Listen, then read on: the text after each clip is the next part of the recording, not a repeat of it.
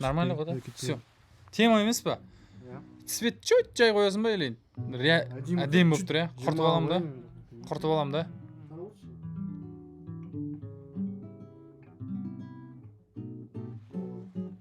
Жоқ, анау әдемі екен. Ал, қазір көрейік. Ей! Болды, кет. Ана қолым тиіп кетті.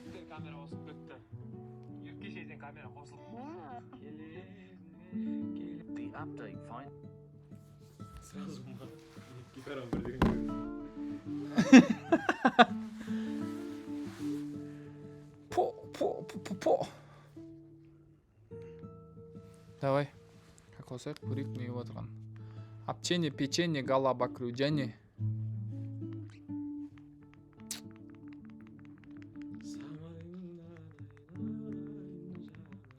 Кеше әлі қалай түсірді асты?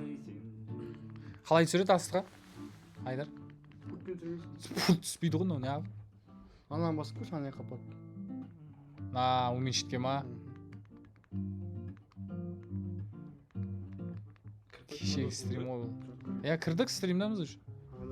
Қазір просто в эфире деп тұр ғой, қазір бірақ ашамайдым.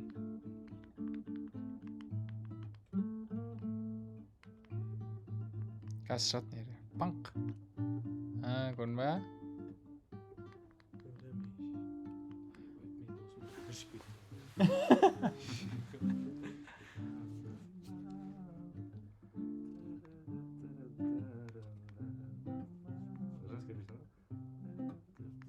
Басталды ма стримка? Телефоннан көрейікші. Басталды ғой, мен чатты үлкейтіп алайын.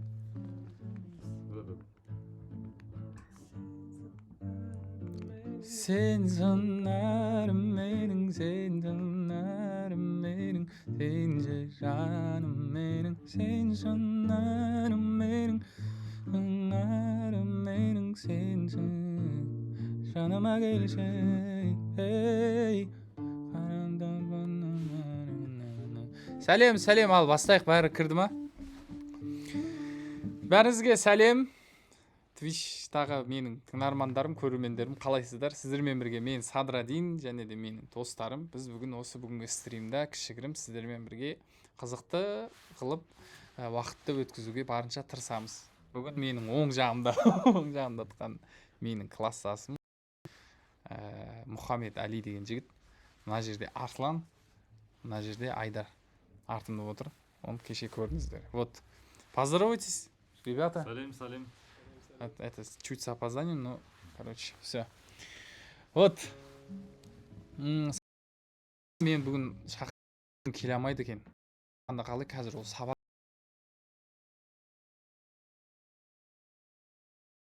Обязательно бірақ уәде беремін. Эфир болды. Үшеуміз.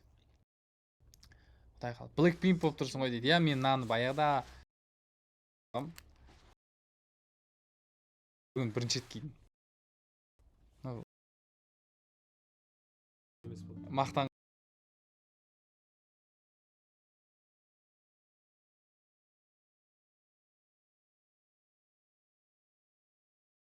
жасап жүрейік қазір пока. Потом ән айтып, ән жазамыз. Бүгінгі стримнің бір кішігірім процесс көрсетейін да, қалай болады, ән қалай жазылады деген сияқты. Алдында Арсланды алдыңғы стримда көрдіңіз. Қандай айдай әдемсің. Ол ән пока білмеймін.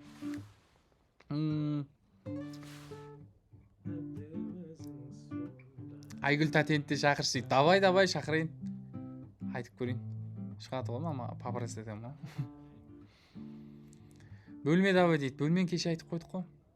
Пикми герл болып тұрсың ғой дейді. Биткесің ба? Бір аяғын көтеріп тұрасың да. Қой.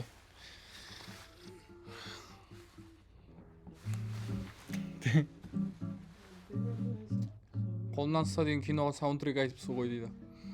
Саундтрек айтқан жоқпын, бірақ саундтрек жазып бердім, бірақ оны Рамазан айтады өзі.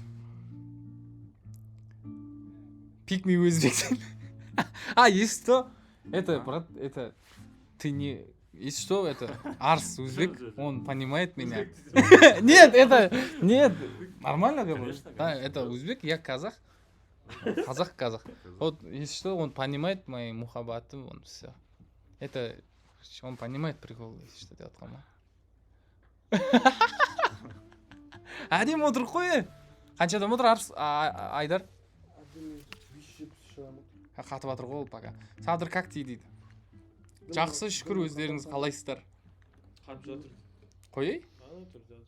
Өз әркім интернет. Бұл жерде қату мүмкін емес. Әдемі отырып қой. Қаншада отыр Айдар? Мәссаған мынау тема болып тұр ғой. Қатып жатыр ғой ол пока. Садыр как дейді. Тема ғой мынау. Өздеріңіз қалайсыздар? 1000 адам дейді. Айттым ғой, қатып жатыр ғой.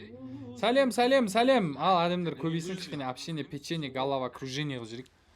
Құйрықмай кетті дейді. Құйрықмай кетті кеше, еркекше кетті ол. Кәне, мусорға тастадық қой кеше оны. Құйрықмай кетті ғой сол, еркекше ше. Әдем жеп отырмын. Blackpink болып отырып қой. Сол мен розовый киіп жүремін, айтпақшы. Розовый ұнайды маған, енді розовый. Машинамды да розовый қылам. Сөйтіп жүремін. Арты да күшті, артын көрсетейін ба, андай болып тұрады. Көрініп тұр ма? Енді көрінеді. Анандай әйір деп тұрады да. Бүгін айтпақшы, стримді футболда да қосайық та, я стримді. Кішкене моментами пока. Бір жерге қойып қоямыз, ойнатқан қызық болады. Да, телефон қойып қойған. Камераңа да түсіріп ал, телефонмен кіргізе береміз. Пока телефонды зарядтап қою керек та, онда ше камераны, свет бәрін ше. Ал құйрықмай деген видеоң TikTok чарып жатыр ғой дейді, қойшы. Көрмедім мен. Хоппо, құйрықмай кетті. Хоппо.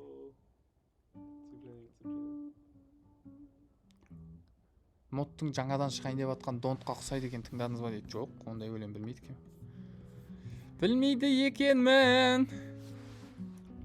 Қандай аккордтар жазғанда өлеңге, қандай аккордтар қолданасыз? Гитарада әдемі аккордтармен ойнайсыз дейді. Мен гитарада қатты ойнай алмаймын, бірақ өзімнің деңгейіме, өзіме ән жазуға жетеді. Ал бірақ мен қатты ойнай алмаймын. Мысалы, Арс ол гитарист адам, ол кәдімгі гитараның адамы, ол жақсы ойнайды. Какие аккорды я использую? Разные. Ол әртүрлі бар. Как можно объяснить простыми словами? Спрашивает. Да. Это, короче, я не могу сказать, но могу показать, короче. Но там есть термины свои. Такой-то, Можно и такой, да. теоретически, а так Да. это все от песни зависит, конечно. Да. Настроение песни. Я, короче, Ходы. Обычные аккорды, да, короче? Обычные, да? Обычные аккорды. Это давай подробнее им объясни. Например, мы можем... Как Давай. это? Песня Досым, да, например? Досым, Помнишь, да. Обычно можно ее сыграть, например, Досым. Негізі мен осылай жазғам. 3 аккордпен, да? 3 аккорда бар. Мен осылай жазғам Да, негізі. Потом он поменял. Жаныма дал досым, ай, біздерді тағдыр қосты. Біреулер ақшаны ойлар, біреулер пайдан ойлар. Ойында арам ой бар, шынайы ақылдасар, ақылға ақыл қосар, жаныма жақын достар. Деген сияқты ғой. Сможем, да? Я. Заметить база, ходы. Орыстардың өлеңі сияқты болып тұр, иә, ескі.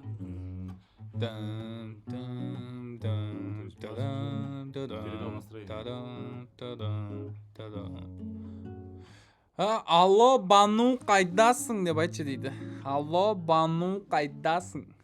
Сары мышығым ау. Телефонды айтшы дейді. Давай телефон спайым. Арзан болса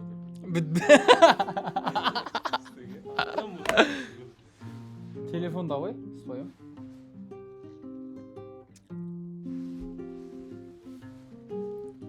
Телефон бас. Сен маған түнде телефон соқта, келістік пе оқ па, әлде нөмірім жоқ па? Хабарлас, ашық саған көңілім, абоненттік нөмірім, нөмір түгіл. Я. Бірінші куплет қалай айтын еді? Gözlerindeki aşk yüreğime dolar. Çiçekler utanır, bakışınla solar. Aşkım beni yara, sözlerinle sarıl bana. Sen mağan, sen telefon soğukta, geliştik be yok belden, ömürüm çok bay. Tema өлеңі мынау вообще айтпаймын мен ше негізі. Неге? Тема өлең ғой мынау. Врачқа бардың ба дейді Садыржан дейді. Я бардым жаңа врачтан келедім. Так. Телефонның ең басындағы мелодиясы қандай кайф дейді. Қандай ол жерде мелодия?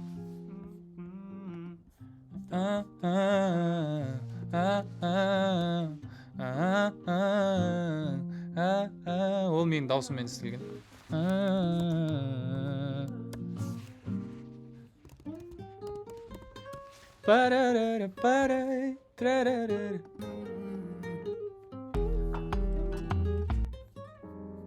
Это проигрыш, он сыграл.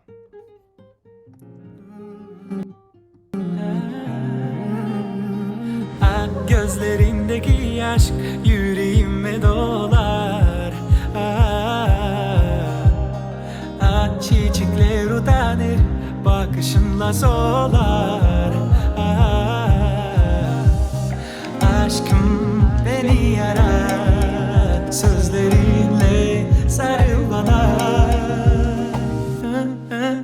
Sen mağan tünde telefon soğukta, geliştik be yok belden, ömürüm çok bay. Havarlas aşık sağan gönülüm, abonentlik nömürüm, ömür tөгіл ömürüm. Mыңнан артық бір өзі, гүл сыйларым гүл өзі, ашық жарқын қабағымен мінезі. Сағынбауға себеп жоқ, өзге сұлу керек жоқ, саған лайық әдебиеттерім жоқ. Aşkım beni yarar, sözlerinle sarıl bana. Sen mağan tünde telefon soğukta, geliştik be yok belden, ömürüm çok bay. Havarlas aşık sağan gönülüm, abonentlik nömürüm, ömür tөгіл ömürüm. Sen mağan tünde telefon soğukta, geliştik be yok belden, ömürüm çok bay. Havarlas. Осыған бір ай дайындалдым осы би үшін. Әдемі шықсыншы деп. Бірақ әдемі шыққан ұнайды өзіме. Так, телефон бітірдік темасын. Давай бір өлең айтып берейік. Қандай ән айтсақ болады? Давай Нури Камалды айтып берейік жаңаға. Қандай удобный. Давай. Аспандағы айма дедім, жастық шағым қайда менің, жүрегімді елжір еткен жаным қандай жайдар еді. Нури Камал дейді. Нури Камалым ай, күндей ашық жанарың ай, сөзімді өтпей, қолымды өтпей, жаудаңдадың жанарым ай, жанарым. Давай еще раз от начала до конца, просто тып-тыныш жерде дұрыстап айтып берейік. Да? Чтоб без балл. Ну, нормально. Можешь на полтона не...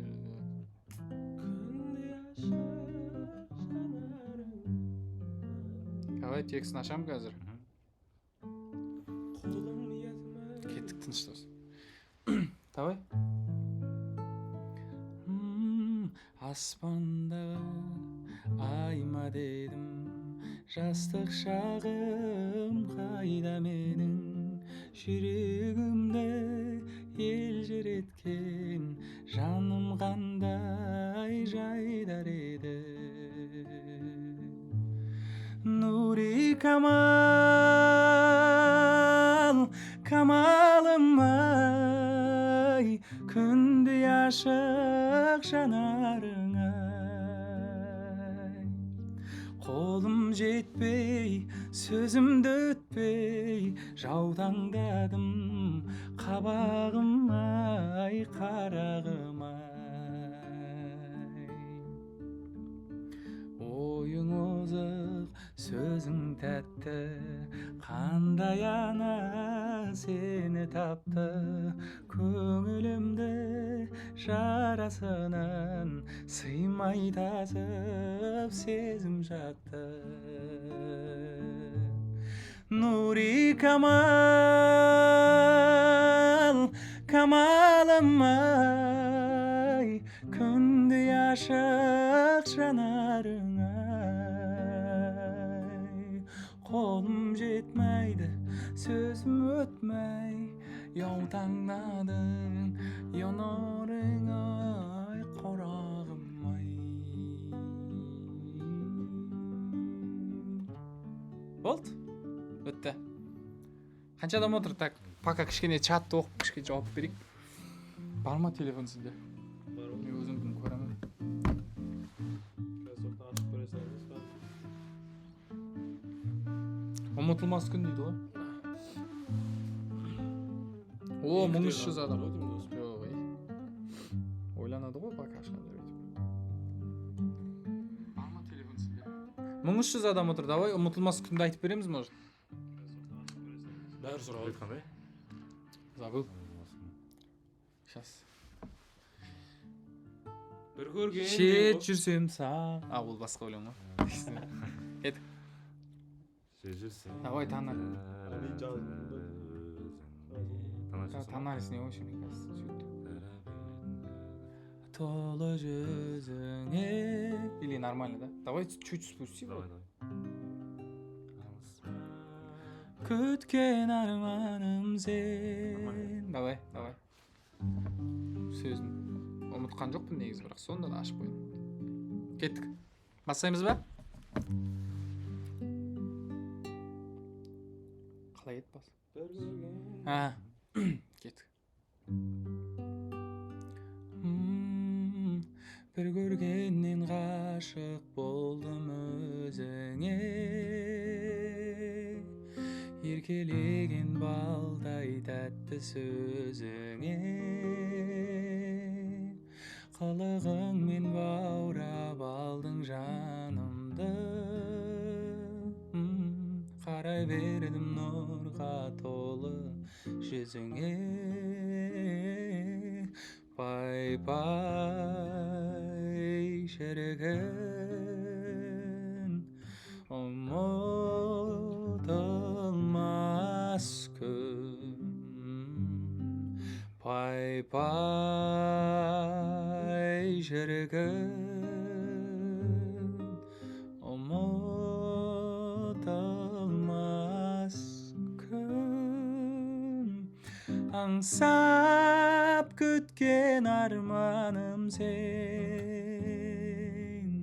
алаулаған таңдарым сен. Алағандай алайтын, аңсарымда ардағым сен.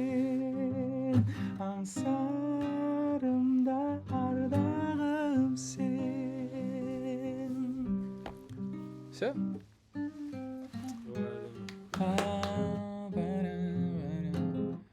Табылмас өзгерен жүрек қалауы, болсын да сен сағын.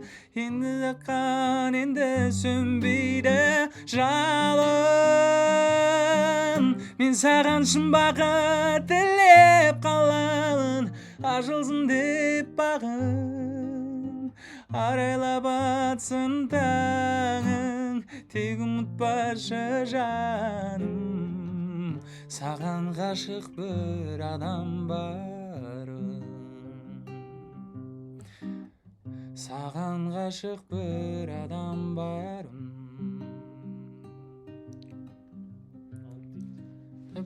Давай, тағы не бар? Саған ғашық па? Песня. Да. Я на 4 курсе пел. Помнишь, играл я там? Да.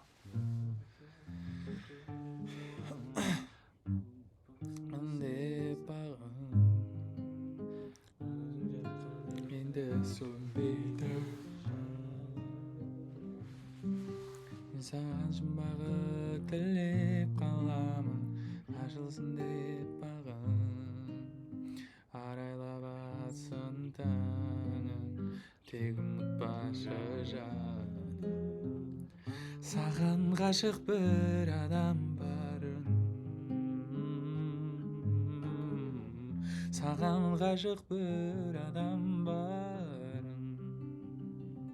Эдитқа движение жасап жүрсең дейді. Таң, таң, touch my eye, arigato, touch my eye.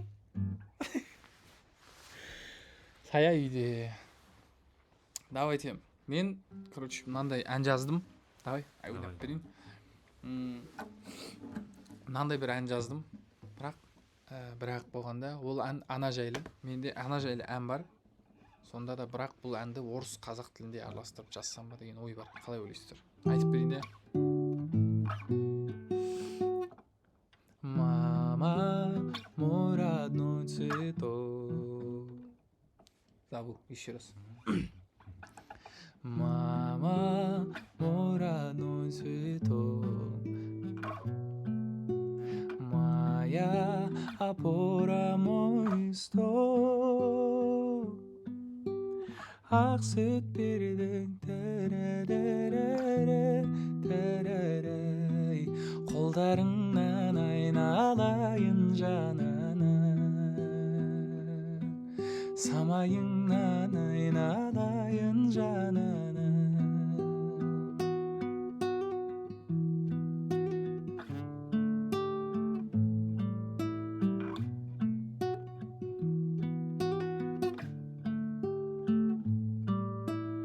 Куплет, мне кажется, тоже можно. Ты давай вот эту, я же говорю, ты вот такие гармонии. Давай ее сюда.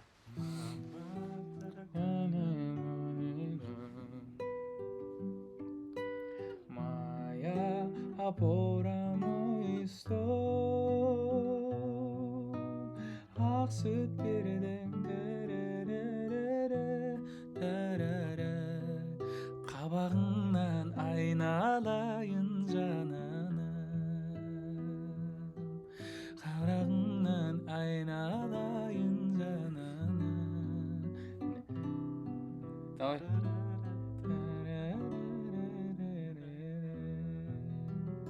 Давай, куплеты давай. Как примерно начать? Нет, ты же начал когда? Вот, начало стрима. Я помню. Ты же пел про маму другую песню. Я же тебе говорил так. Или про маму, или про дочь. Вот такие, да. Давай жазып көрейік. Көрейік. А университет? Вот, закончили, давай.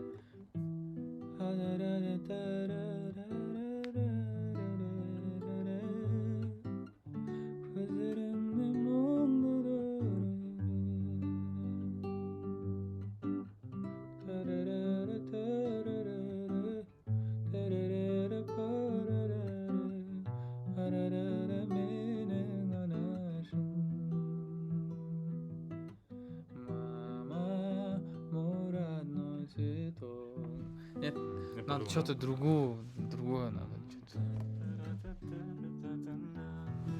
Давай.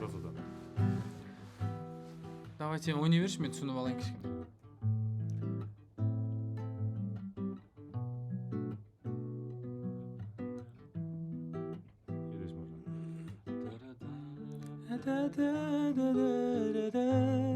Вот здесь надо, да? Не сразу.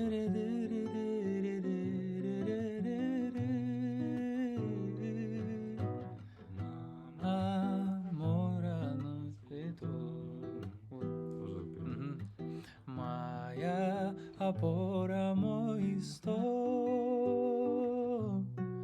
Ақ сүт бердің, тәрәрәрәрәрәрәй.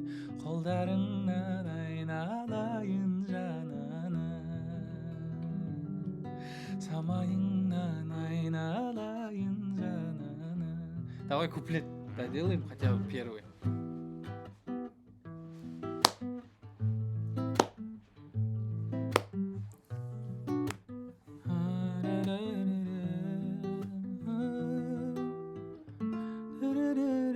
Өзің мөлдір хабар күттім өзіңдендір махаббатым қайдасың қайда.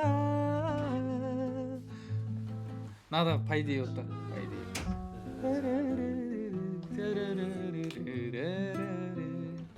Осы әнді қалай ойлайсыздар, жазып шығарсам? Музыкально так красиво петь, обыграть, да?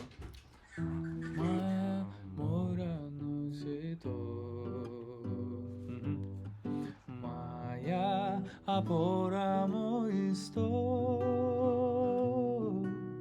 ақ сүт бердің қабағыңнан айналайын жанана, самайыңнан айналайын жанана. Куплет.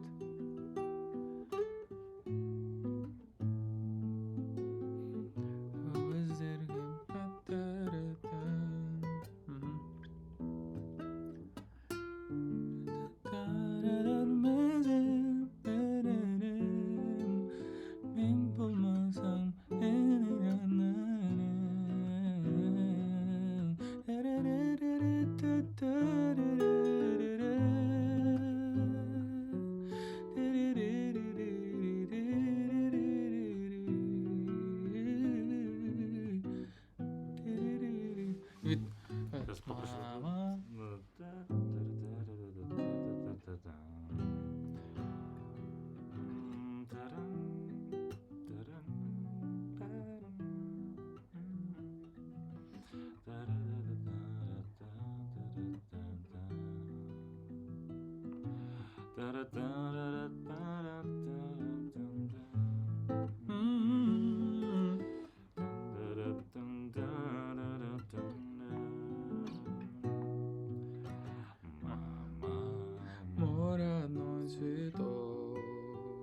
Ossan кету керек екен. Моя опора, мой стол,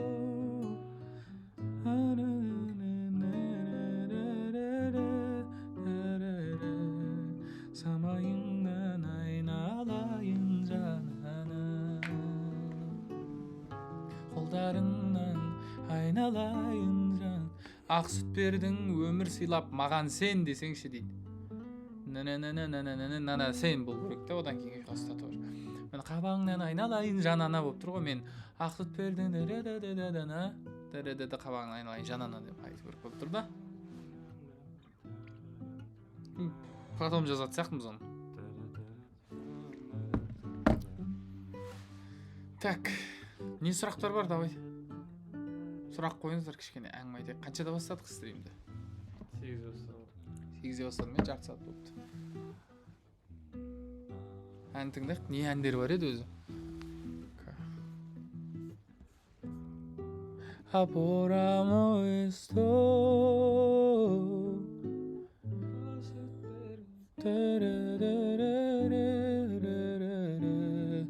самайыңнан айналайын жанана, айналайын жанана. Сен не өлең істедің дедің?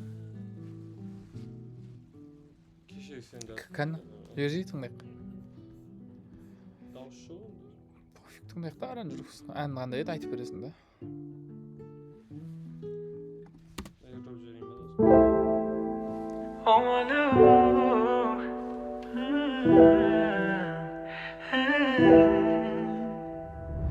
Ойламадың ба?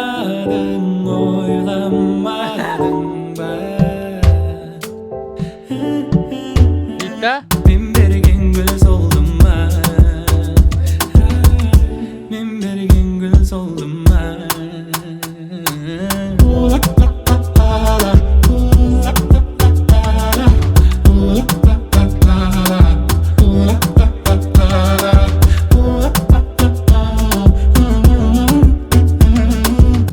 дейді короче.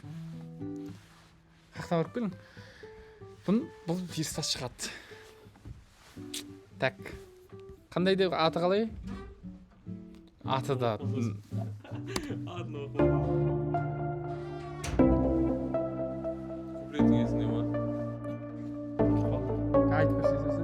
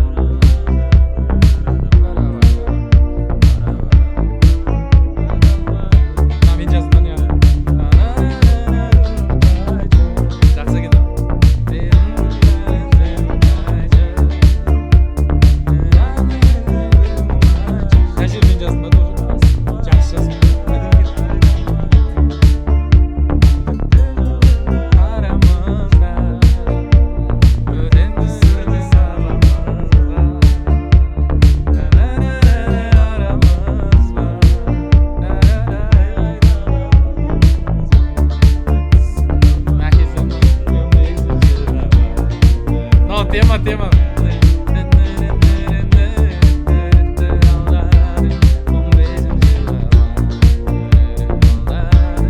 Давай, bunu жазып көрейік та, давай. Сөзі полный дайын ба? Жоқ сөз жоқ. Несі куплеті бірақ та осында. Қандай ше. Жүде? Есіңде жоқ па не? Жоқ, есімде. Әдемі екен, ұнап қалды маған.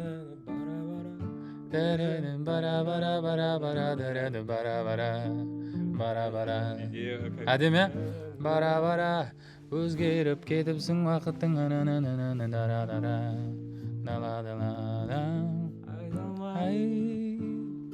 жаным арасыңдачы жаным арасыңдачы әттәрінде бір мұң айтшы азықпа демай арамызға бір түн түсірді сабамызға Әлде дос болып қаламыз ба әлде қайда аламыз. жазасың ба? Ал онда самолеттерді қосайық онда. Дайынсың ба? Бисмилля деп қосайық.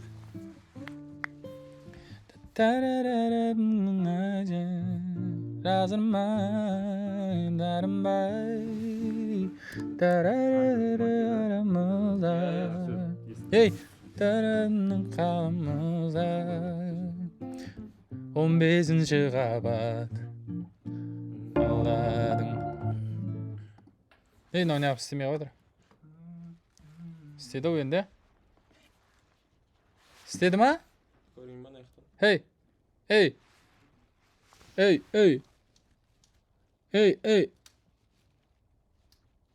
Карта қуып жатыр. Мынау да қуып жатыр. Бәрін бірге қосуға болмайтын сияқты. Істеп тұр ма? 15-ші қабаттан алдадың.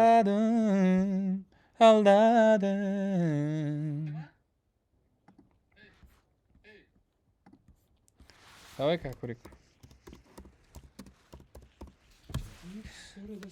Қуанттың енді бір мұң айтшы. Так, жазып тастайық онда осында. 10 минут шығар әрекет. 15-ші қабатта алдадың. Ре минор 120 дейді. 120-да тұр. Алдадың.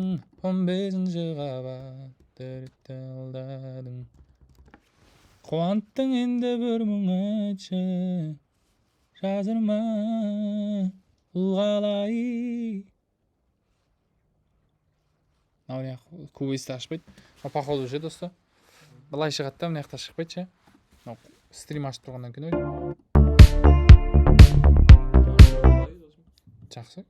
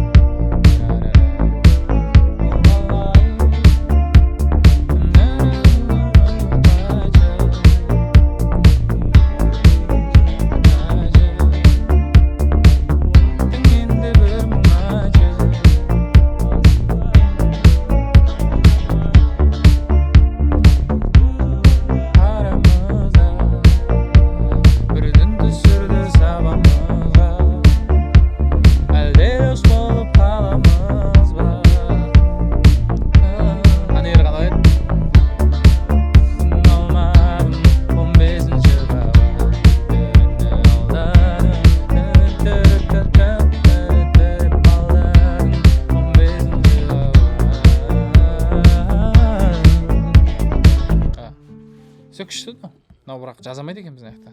қойшы. Қатып кетті ғой что-то мынау. Шықпай қалды ғой, ол не шықпайды. Алдындағы да болып қалды. Жоқ, алдындағыдай емес, мынау стримнан ғой деймін. Дауысын өзі ести алмайтын да мен. Апора мой стоп. Давай, ответ, вопрос дейді. Давайте сұрақ қойсаңыздар, жауап берем. Don't бұйырса шығады, Құдай қаласа. Вот сол don't демекші. Мен түсіріп дайындап қойдым материалдарды. Қатты бірақ.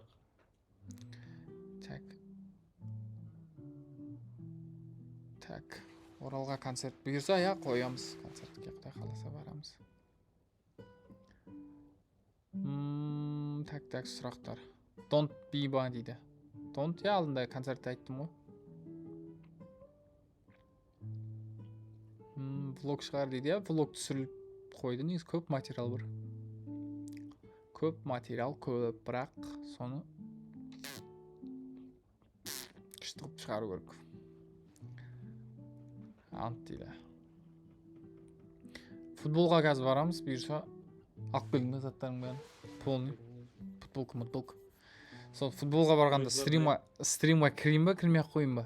Қалай ойлайсыздар? Досым мен 5 минут жүгіремін де дальше камера ұстап жүре беруге боламын негізі. Қойш. 5 минутта жарамаймын. Стримға кірейін ба? Футболда жүргенде или кірмей ақ қойын ба? Айтсаңызшы. Қанша адам отыр? Көрейші. Менкіне көріле ма?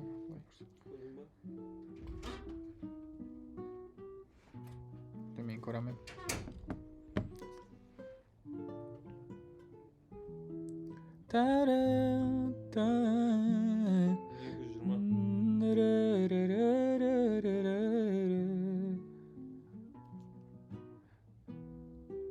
Девушка из другой страны норм или стрём?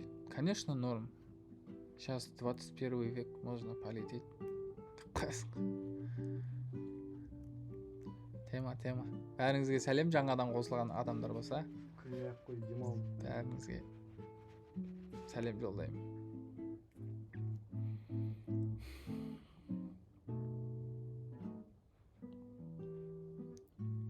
Кірме дейді. Өр-өрме дегендей болып тұр ғой, типа. Өр-өрме деп тұр ғой. Ақсы түрі төзің мөлдер. Русский плиз дейді. Хорошо, без проблем. Черный худи. Продается дейді. Продается X5. Прожектор, инжектор, Bluetooth. Конечно, продается. Если кто-то не знает, у меня есть официальный сайт свой. Там можно заказать мой мерч. sadradinteam.com. Так и называется. Я сейчас сюда вам не могу показать, вывести. Или я могу сейчас минутку подождать. Надо чуть разобраться. Чуть разберусь. Чуть подождите. Захват Маковский қой бізге да, брат.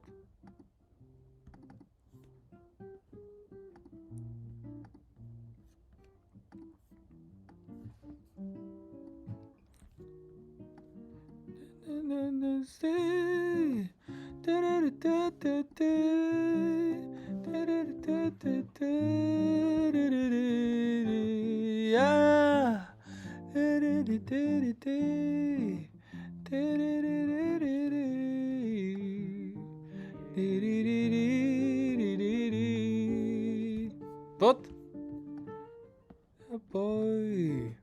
Не подой.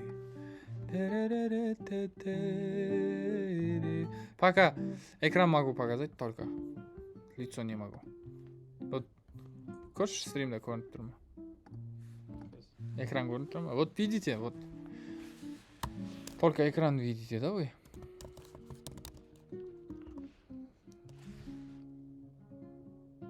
Көрдің ба? Не көрініп тұр беш? Экран емес, өзі көрініп тұр. Өзіміз көрініп тұрып па? Мен де нақтан көрсем болады екен болса. Төпет етіп отырмын. Не бүйтіп отыр екен, бүйтесің ғой бұны. Енді экран көрінеді, брат, қарсы. Қара. Донтты көрсетесің бары?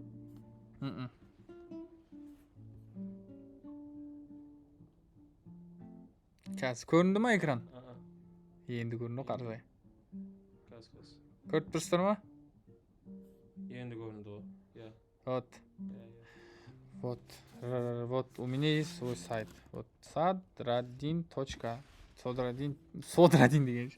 Sadradin, короче, Team. Sadradin Team деген сайтқа кіресіздер. Вот, заходите, это мой официальный сайт. Вот здесь пока не обновили. Вот, если вот ближайшие концерты, мои сольники, вот сюда все. Вот концерты, можете билеты купить отсюда. И все. Здесь самый последний концерт в мае был. Редбуловский концерт. Вот здесь музыка, магазин. Вот выбирайте магазин. И Sadradin мерч деп шығады. Вот футболка, худи, вот шоппер, вот стикер пак, постер, автограф пен фотокарточкалар бар. Бұның барлығын тапсырыс бересіздер. Вот как оформить заказ? Давай я попробую. Добавить в корзину деп көрейік, давай. Хорошо. Оплатить банковской картой дейсіз. Хорошо. Имя. Менің атым кім? Садыр. Да? Условно, да? Пәленше. Жаза бересіздер, ғой. Телефон номер жазасыздар. Дан. Email. Это чтобы вы получали уведомления. Email жазасыздар. Город. Шымкент, да, допустим. Шымкент, мүмкін. Улица. Рускулова, да, типа. Рускулова жазасыздар. Дан. Жазғаннан кейін міне бесплатная доставка по Алматы и всему Казахстану. Видите? Бізде бесплатная доставка ма не? Бізде бесплатная доставка екен ғой. Короче, Қазақстан бойынша тегін екен ғой бізде доставка, енді білгенсің ғой. Алматы бойынша және Қазақстан бойынша тегін дейді. Доставка Алматы бойынша 1 апта, ал ана жаққа көбірек кетеді, кішкене деп тұр. Міне, в течение 2-3 недель после оформления заказа. Вот, оплатить банковской картой. Пожалуйста, заполните все обязательные поля. Минимальный заказ 5000 екен ғой бұл жақта. Короче, бір стикер пак қана бере алмайды екенсіздер. 200 сат беріп жіберулеріңізге болады. Мен өзім кәдім қайқа кеттім нерде? Айдар. Ебамай звезды. Қайқа кеттім, өзім таппай қалдым ғана шығарым деп. Жоқ, екіншісіне. Үзбіз видеосын тұрған. Жоқ, наяқта қайқа кетті ол. Нерде, артығын бәрін өшіріп тастайын да, я? Солар ғой мешет етіп отқан бізге, да? Ең бірінші не тұр сенде? 1 минут, жігіттер, қыздар, қосам ғой. Мынаны істейсің ғой да, ең бірінші тұрған. Артық заттар шығып кетті. Небо моей звезды.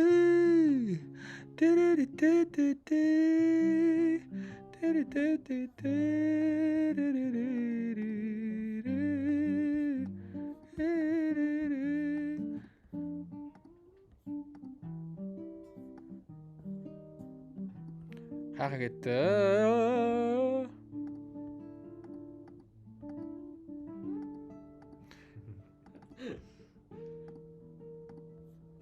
Міне шықты ғой. Қайқа кетті ол бірақ. Айтыңдар шық, нәерде қайқа кетті ол. Мен түреген ғой, тығылып қапты ол нерге.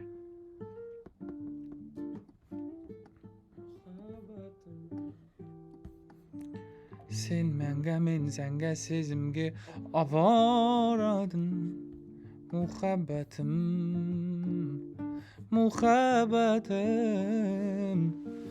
Қанадым болса өзіңе ет аладың. Шықты ма? Жүздерің сенің арайлы. Үмітпен аралаймын. Өзіңе сүйген махаббатымды. Мына мен жалғыздыққа балаймын.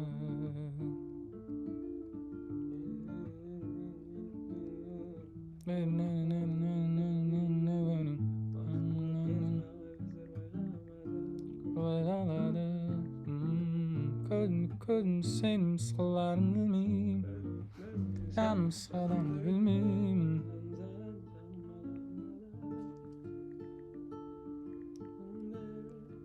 Байлай берем айға қарап, жанарыңды айдан көріп, іздеймін мен айға қарап. Сені сезімдерім саған ашық, түнім менің бала ғашық, кездессек дала ғашық, бала ғашық. Дарарарапапарарап, парарарапапарап.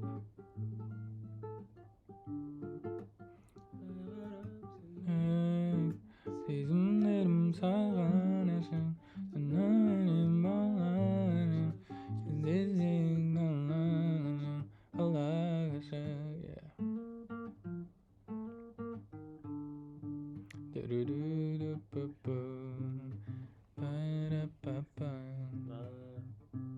Не дейді? Инста запрос оқисыз ба дейді. Кейде оқимын, я. Оқитын кездерім бар. Кеттің неге?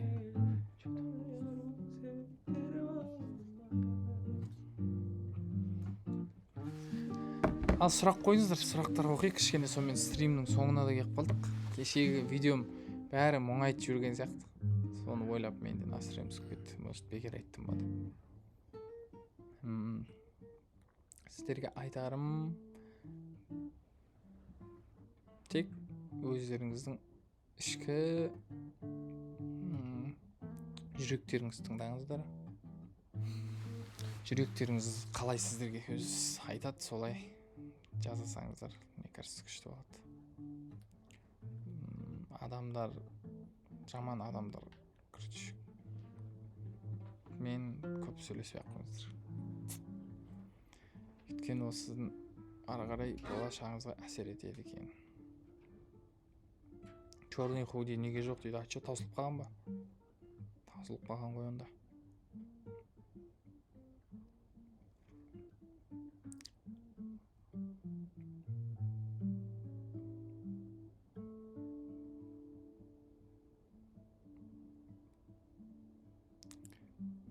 Продюсер болуға қалай қарайсың дейді. Өте жақсы сұрақ. Өте жақсы сұрақ. Мен бұл сұрақ бойынша ойланғанмын, бірақ маған қазір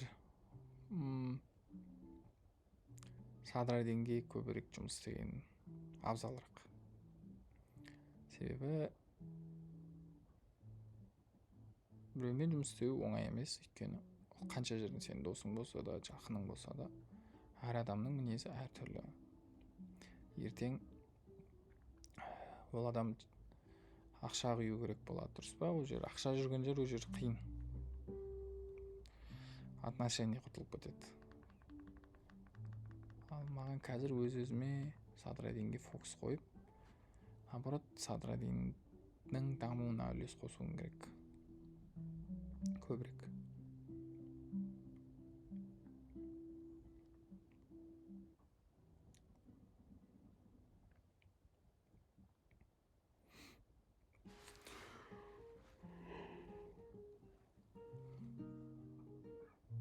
Жиырма екінші март концерт бар ена дейді. Жоқ, ол ескі афиша ғой. Концерт болса айтамын.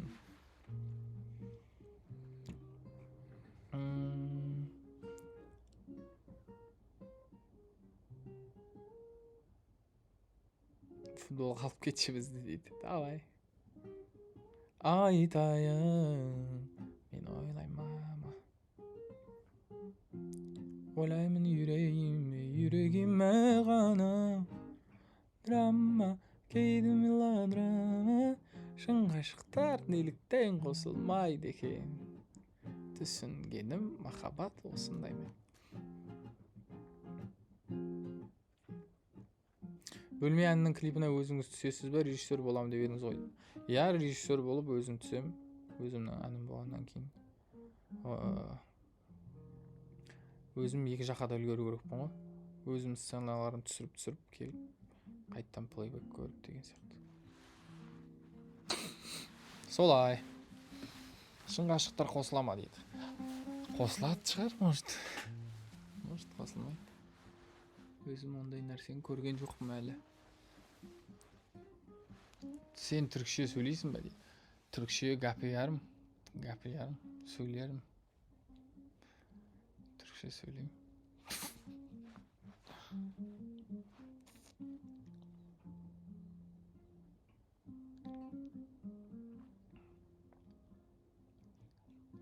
Так. Қандай сұрақтар мен үлгере алмайтын тез ауысып жатыр да. Қыз бен жігіттің арасын достық бола ма дейді. Болады. Неге болмасқа?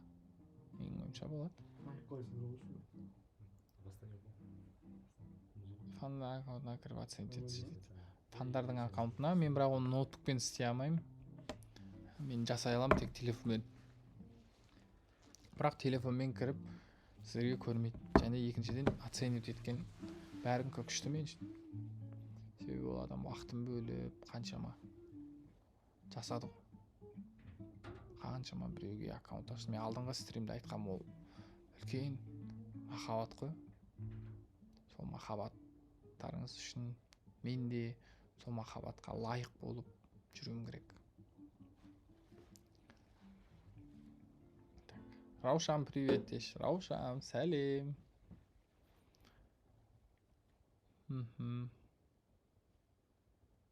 Үлгере алмай тез ауысып отыр.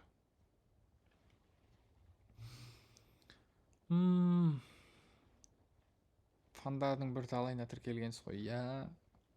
Қазір мен алдымнан TikTok'тан қандай фан аккаунт шығады мен жайлы. Мен бәріне тіркелемін. Солай.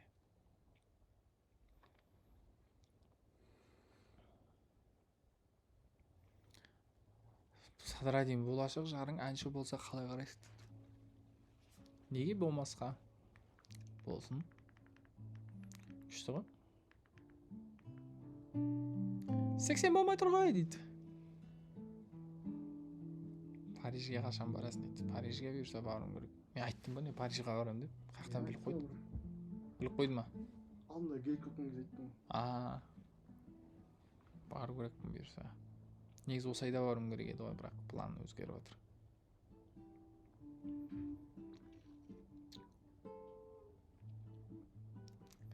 Бүркіт пен Айша сияқты жүресіңдер дейді. Иә. Так. Садыр шүкір қашан шығады дейді. Шүкір. Құдай қаласа шығады. Мен бір нәрсе ақылдасып жіберейін, бірақ бір мынандай нәрсе зат бар. Менде қазір шамамен 50-ді енді почти 70%-ға дайын болып тұрған 6 ән бар. 6 ән негізі планда. Сол әндерді мен әрқайсысын жеке-жеке сингл қылып шығарайын ба, әлде общий бір альбом қылып шығарайын ба деген ойым бар. Егер альбом қылып шығарсам, кішкене ұзағырақ күту керек болады сияқты сіздерге.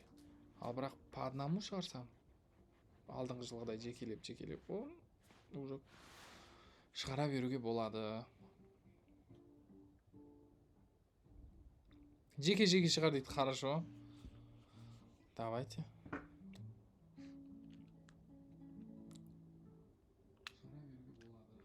Күшті болып тұр ғой, ені качествосы, я?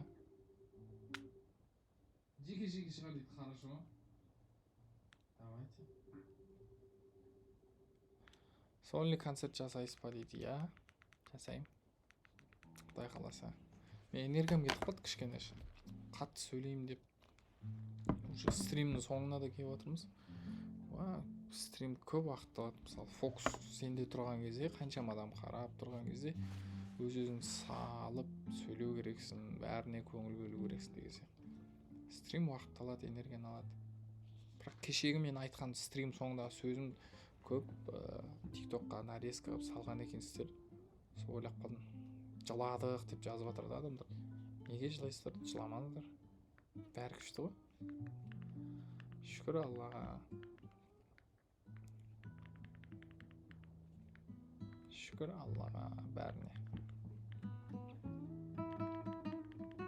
На-на-на, крепкого вина.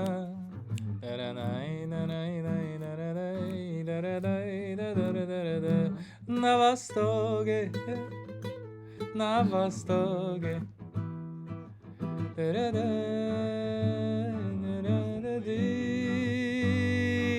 востоке, на востоке. Что за жизнь без чайханы? Жизнь без чайханы. Кездесуге шықшы келем саған түнде мен, келісуге шыққа келем саған күлменен. Таңғы сағат 1-де, таңғы сағат күлменен, таңғы сағат 1-де айтылмаған бірдеңем. Садыр мобилограф керек па дейді. Қазір негізі болады, я контент істеуге.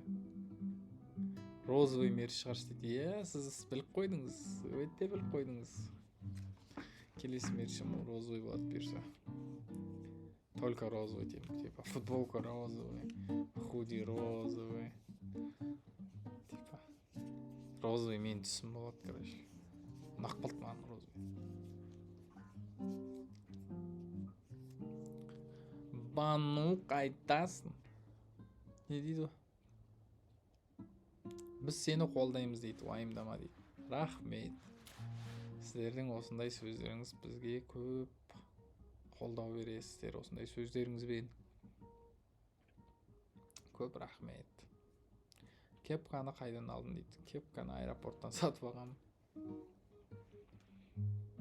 Осы Алматының аэропортынан алдым. Турцияға баратқан кезде алғам.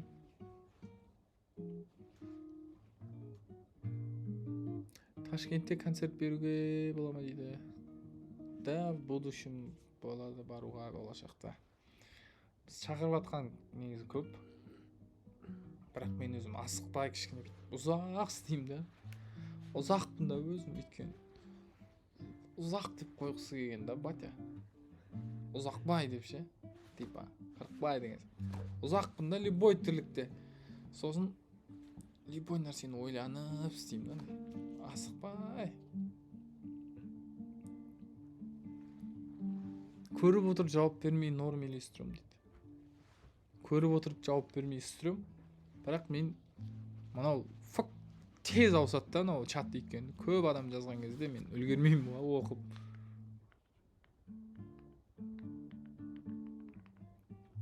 Махаббатын айтпақшы, демос. Сол, демос. Сөзі кетіп жатқанша. Сон көрдім мен де.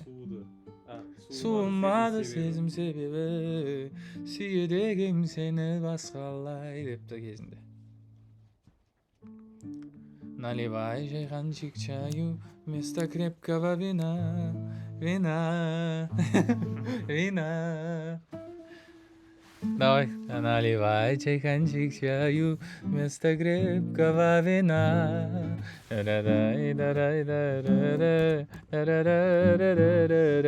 На востоке, на востоке.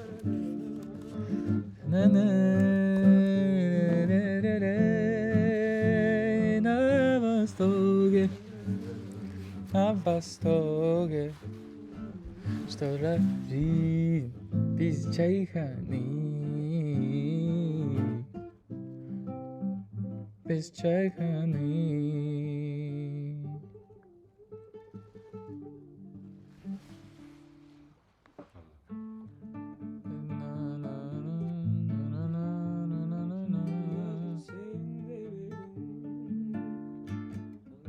Давай сен бір өлең айтып берсең, мен демала тұрайын.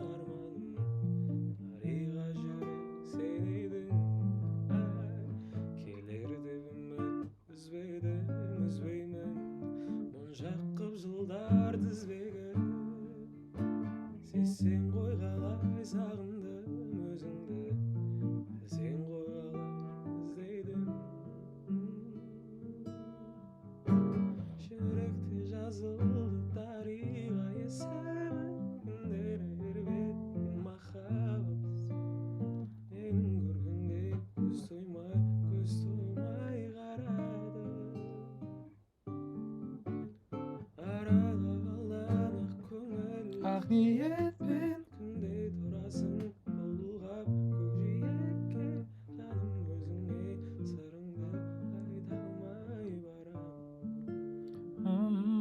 Aydanmay varamın.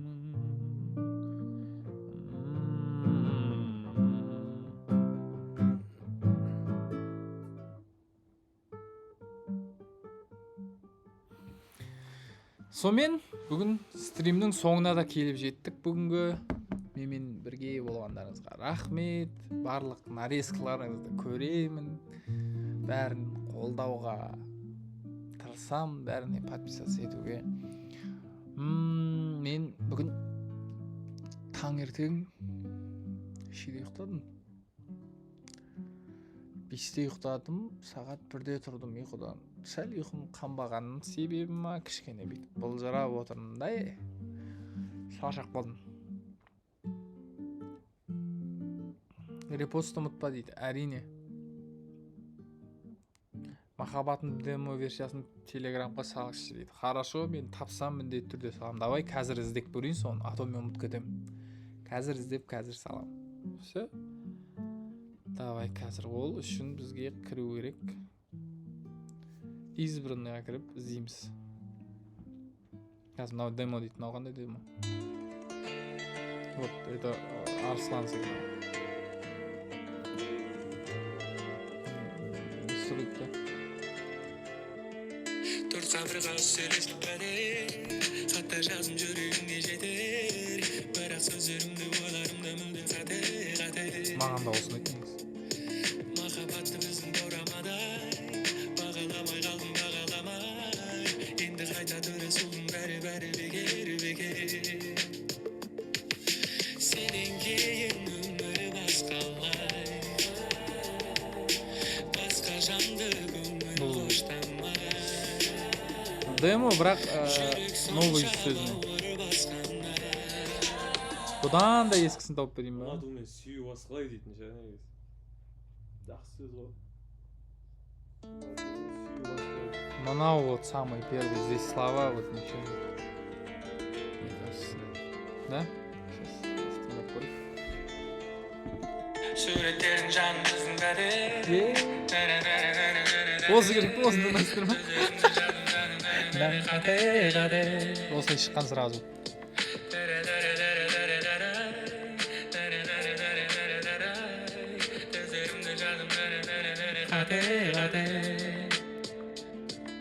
Сенен кейін өмір басқалай, ұнату мен сүю басқалай, шын сүйетін сүйген адамны, ғана деген өмір қоштамай. Махаббатым, Мана бар, бір деңіз бар, сен мені, мен сені сезімге апаратым. Махаббатым, сен мені, мен сені сезімге апаратым. Қандай реуі бар еді оғын, қандай еді? Бір-біріміз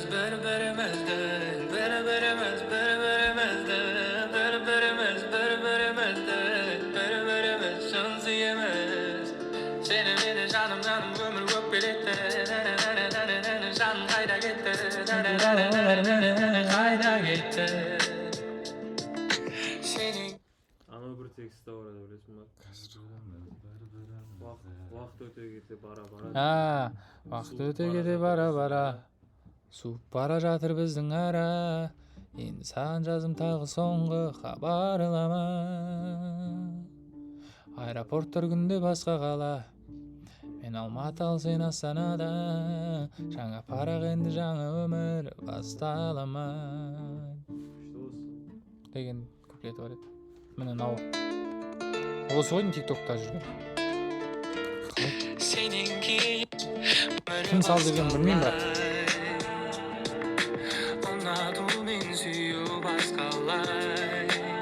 Осы ғой.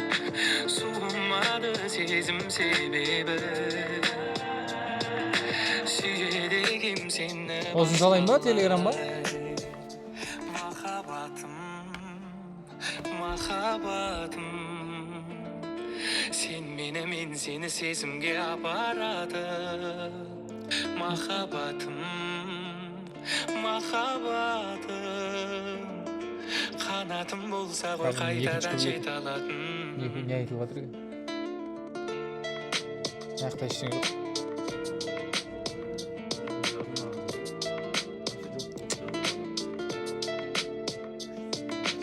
порттар күнде басқа қала. Мен Алматы ал сен Астанада.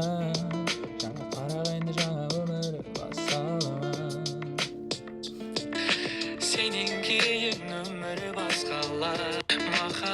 Махаббатым Микрофон тесік жазып тұр ғой. қанатым болса ғой қайтадан жете алатын. Давай салайын осын мен телеграмма. Донтты тыңдайықшы дейді. Донт кеше қостым ғой. Ал стримнің соңына бір демо салып жібердік. Енді смело футболға бара беруге болады. Ал бәріңізге көп рахмет. Мені қолдайтын жандарға әр стримнің соңында уже традиция болып кетті. Сіздерге көп рахмет. Сіздердің қолдауларыңызға, осындай сөздеріңізге, әр жазып жатқан. Сіздер мені шабыттандырасыздар шыны керек. Өйткені осындай адамдар саған күтіп отқан кезде ойланасың да, жауапкершілік сезінесің де. Подвайт етпеймін. Бүгін маған күшті сөз оқып қалдым. Кешегі сөйлеп отқан видеома жазып қойыпты да. Мен комментарий жазған едім. Репост істеген ғой. Кешегі видеома жазған ғой мен. Сөйлеп отқан. Маған жазып жіберіпті TikTok'та. Садыр Дример деген аккаунт. Көріп отсаң егерде осы стрим. Сәлем саған. И мен бұл сөзді сіздердің барлықтарыңыздың айтатындарыңызды білем, бірақ осы қыз салыпты. Сосын оқып берсем. Қазақтың 5000 жігіті шығып бір 5000 ауылды көркейтіп жүрсе де. Міне. Маған жазыпты. Сен біреудің ғана емес. Сен өнерге тиесілі жансың. Бұл жол кейде үнсіз, кейде ауыр көрінуі мүмкін. Бірақ сен оны жалғыз жүріп жатқан жоқсың. Сені алыстан сезіп, шын ниетімен қолдайтын адамдар бар. Сенің әрбір сөзің, дауысың, өнерің бізге жетеді.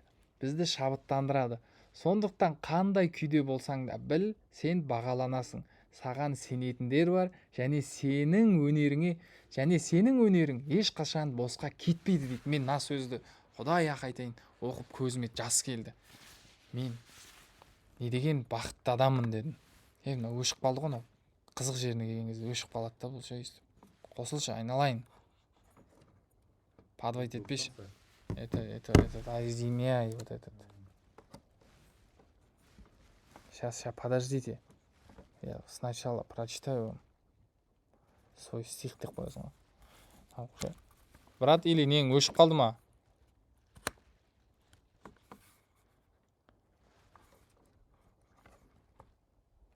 Яқып кетіп қалды мынау. Айдар. Тимей жатыр мынау ше. Я. Айжемең анау түбі кетті или мен жақ кетті ғой.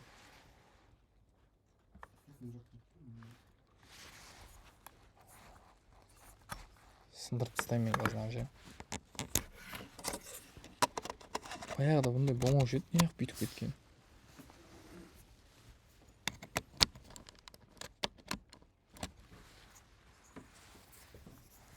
Жаны өшіп жатыр ғой. Қосылып тұр ма? Хан көрші енді шыға ма? Хан сен тиіспе? Ей!